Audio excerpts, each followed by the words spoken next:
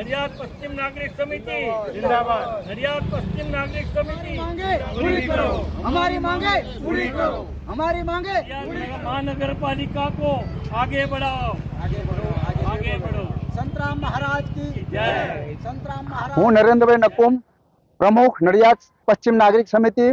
અમે નાગરિક સમિતિના સૌ હોદ્દેદારો આગેવાનો આજ રોજ નડિયાદ મહાનગરપાલિકામાં આવ્યા છીએ અને અમે અમારી જે શહેરની માગણીઓ છે રજૂ કરી છે।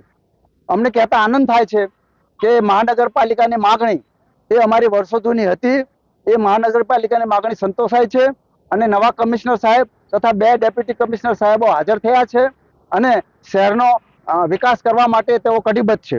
ત્યારે અમે આજ રોજ 10 થી 11 પ્રશ્નો રજૂ કર્યા છે અને દેસાઈ સાહેબે અમારું આવેદનપત્ર લીધું છે।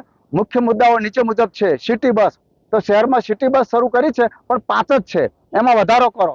સિટી બસ સ્ટેશન, હવે તો મહાનગરપાલિકા બની છે એટલે સિટી બસ સ્ટેશન તમારે બનાવવું જ પડશે, માટે બનાવો। મહાનગરપાલિકાનું નવું મકાન, આપણે જે ઊભા છીએ મહાનગરપાલિકાનું નગરપાલિકાનું મકાન ઘણું જર્જરિત છે, માટે એને સરસ મજાનું મકાન બનાવવાની જરૂર છે।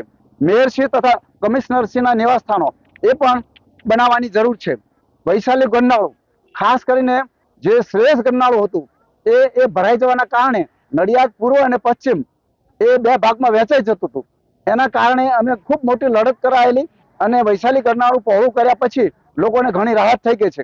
એવી રીતે વૈશાલી ગરનાળું પણ પહોળું થવામાં આવે તો ઘણી રાહત થાય એમ છે, માટે એ કરવાની જરૂર છે। વલ્લભનગર શોપિંગ સેન્ટર એ ધૂળ ખાય છે, એનો સદુપયોગ કરો, જરૂર પડે તો પાડી દો અને બીજું કંઈક બનાવો। ઇફકોવાળા હોલ પણ હવે જર્જરિત થઈ રહ્યો છે, એનું રિનોવેશન કરો। તલાટી બાગ જે અમે હાઈકોર્ટ સુધી લડીને એને બચાવેલ, એને પણ ધીરે ધીરે હવે બિસ્માર થઈ રહ્યો છે, એનું પણ કંઈક ધ્યાન આપો।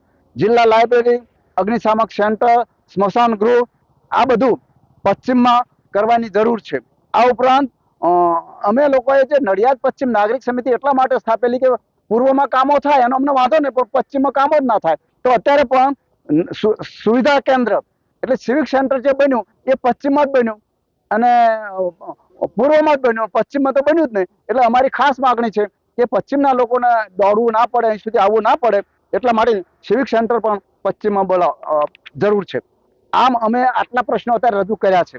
આ ઉપરાંત અમે એવી માગણી કરી છે કે નાગરિક સમિતિના 5-10 હોદ્દેદારોને તેઓ અમને ફરી બોલાવે અને અમારી સાથે બીજા પણ પ્રશ્નો ઘણા છે એની ચર્ચા કરે। આભાર।